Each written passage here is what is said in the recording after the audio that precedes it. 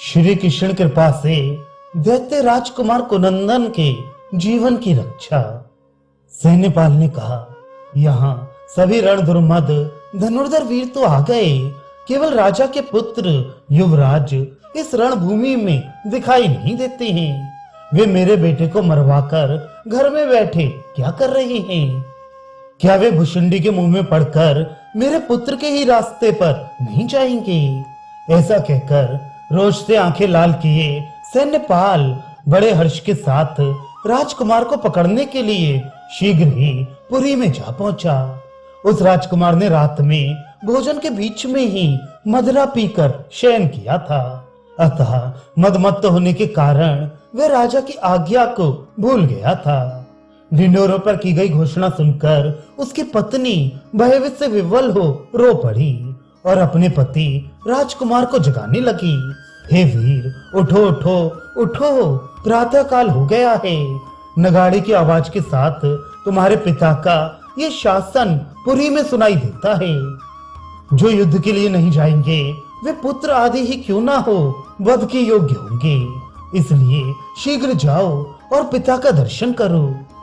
अपनी प्यारी पत्नी के जगाने पर उसको कुछ होश हुआ। जब बलबल की सेना चली गई तब उसकी पत्नी ने उसे पुनः जगाया। तब निंद्रा त्याग कर राजकुमार उठा और तुरंत धनुष बाण लेकर मन ही मन भगवान शिव तथा गणेश जी का स्मरण करता हुआ रथ के द्वारा युद्ध के लिए चला। राजकुमार को आया देखकर सैन्यपाल ने रोष पूर्वक पूछा, तुमने दैत्यराज के शासन का किस बल से और क्यों उल्लंघन किया है? वह मुझे बताओ। मेरा बेटा भी तुम्हारे ही समान विलंब करके शीघ्र रणभूमि में नहीं पहुंचा था, इसलिए बलबल ने उसे शतग्नि के मुंह पर खड़ा करके मार डाला।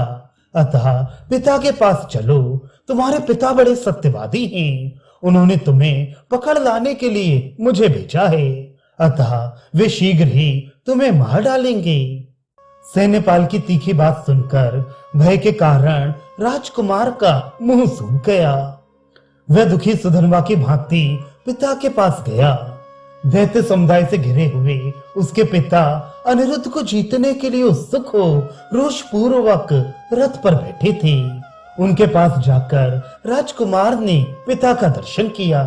पिता को देखकर उनके चरणों में मस्तक झुकाकर राजकुमार लज्जित तथा भय से विवल हो गया। दानवेंद्र के सामने वह पृथ्वी पर नीचा मुंह किए खड़ा था।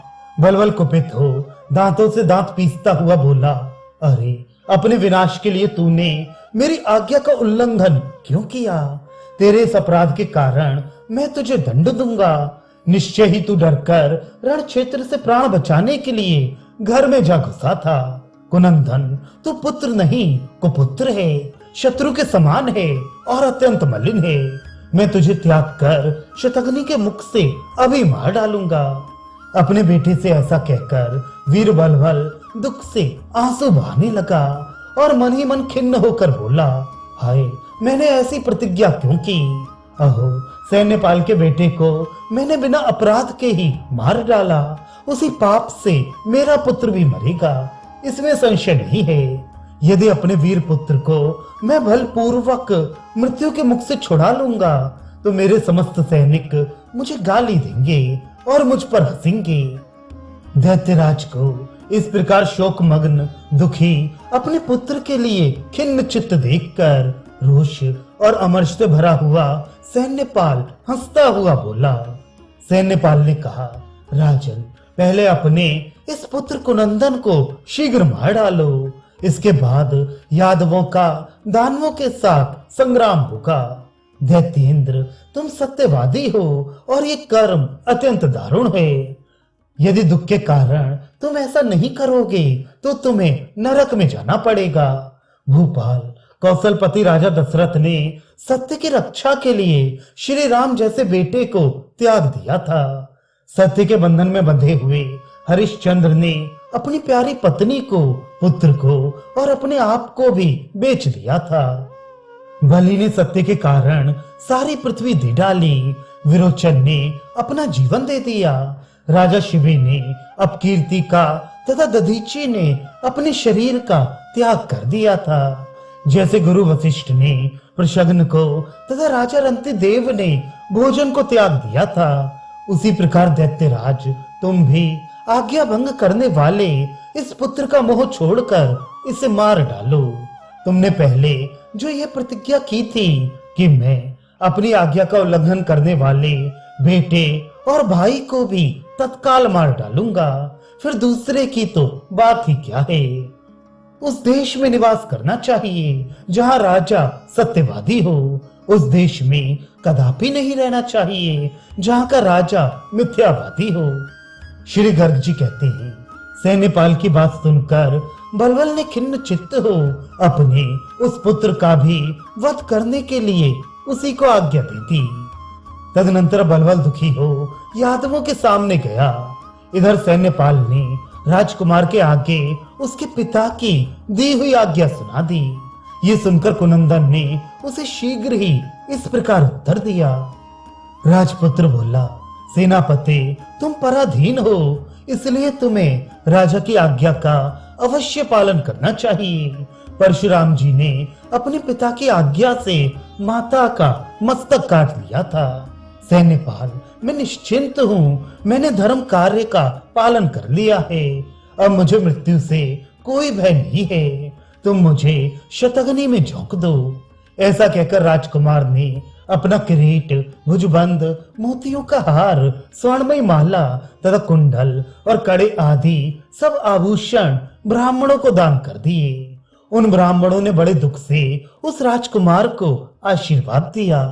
तदनंतर स्नान करके अपने शरीर में तीर्थ की मिट्टी पोतकर, मुख में तुलसी दल और कंठ में तुलसी की माला पहनकर राजकुमार श्री कृष्ण हे राम इस प्रकार कहता हुआ भगवान का स्मरण करने लगा। राजेंद्र, सैन्यपाल ने बलपूर्वक उसकी दोनों भुजाएं पकड़ ली और रोषपूर्वक उसे शतघ्नी के मुख में डाल दिया। उसी समय हाहाकार मच गया, समस्त सैनिक फूट फूट कर रोने लगे। बलबल भी रो उठा और वहां खड़े हुए ब्राह्मण भी रुदन करने लगे। शतघ्नी में बारूद भरकर उसमें तांबे के गोले डाल दिए गए और वह अग्नि युक्त होकर दब गई। उस दशा में उस भयंकर शतघ्नी को देखकर राजकुमार कुनंदन सर्वव्यापी परमेश्वर श्री कृष्ण को याद करके आंसू बहाता हुआ यह निर्मल वचन बोला, जिनके नेत्र प्रफुल्लित कमल दल के समान विशाल हैं, दांतों की पंक्ति शंख और चंद्रमा के समान उज्जवल है, जो नरेंद्र के वेश में रहती हैं तथा जिनके चरणार बिंदों की इंद्रादि देव वृंद भी वंदना करते हैं, उन श्री कृष्ण मुकुंद हरि का आज मैं प्राणांत काल में चिंतन करता हूँ। हे श्री कृष्ण, हे गोविंद, हे हरे, हे मुरारे, हे द्वारका नाथ श्री कृष्ण गोविंद, हे व्रजेश्वर श्री कृष्ण गोविंद तथा हे पृथ्वी पालक श्री कृष्ण गोविंद, आप भय से मेरी रक्षा कीजिए। गोविंद, आपके स्मरण से हाथी ग्रह के संकट से छूट गया था। स्वयंभु मनु, प्रहलाद, अम्बरीश, ध्रुव, आनर्त राज कक्षीवान भी भय से मुक्त हुए थे। बहुला सिंह के चंगुल से छूटी थी। रहवत और चंद्रहास की भी आपकी शरण में जाने से रक्षा हुई थी। इसी प्रकार मैं भी आपकी शरण में आया हूँ।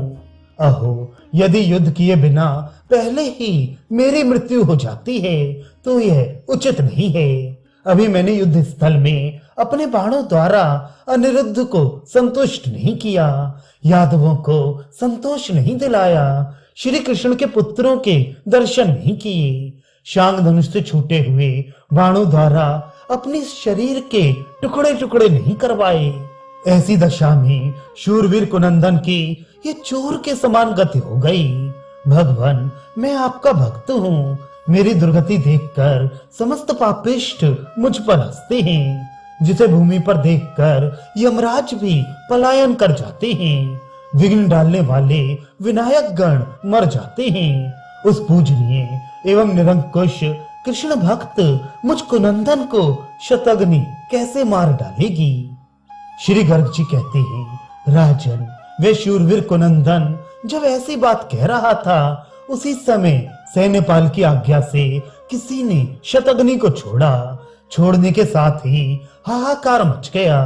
नरेश्वर, उस समय श्री कृष्ण चंद्र के स्मरण से एक विचित्र बात हो गई। शतग्नि शीतल हो चुकी थी और आग की ज्वाला बुझ गई थी। राज सिंह यह आश्चर्य देखकर वहां खड़े हुए राजा आदि सब लोग बड़े विस्मित हुए। तब सैन्यपाल बोला, शतग्नि के बारूद सूखी पड़ी है और उसमें गोले भी ज्यों के त्यों हैं, किंतु राजकुमार वहां नहीं है। इससे सिद्ध है कि वह रण क्षेत्र में मारा नहीं गया है। उसकी बात सुनकर वीरगण रुष्ट होकर बोले, ये परम बुद्धिमान पाप शून्य शूरवीर राजकुमार भगवान श्री कृष्ण का भक्त है, इसलिए भगवान ने ही उसे दुख से बचाया है। अब फिर तुम्हें इसका वध नहीं करना चाहिए। उन वीरों की बात सुनकर सैन्यपाल को बड़ा रोष हुआ। उसने जब पुनः दृष्टिपात किया तो राजकुमार शतग्नि के मुख में बैठा दिखाई दिया। उसके अश्रु भरे नेत्र बंद थे और वह कृष्ण कृष्ण जप रहा था। उसे देखकर उस दुष्ट सैन्यपाल ने फिर उसे मारने के लिए शतग्नि दाग दी, किंतु उस समय शतग्नि फट गई और उससे वज्रपात के समान शब्द हुआ। शतग्नि के गोले से सैन्यपाल की मृत्यु हो गई और उसकी ज्वाला से उसका अनुसरण करने वाले सैनिक जल गए।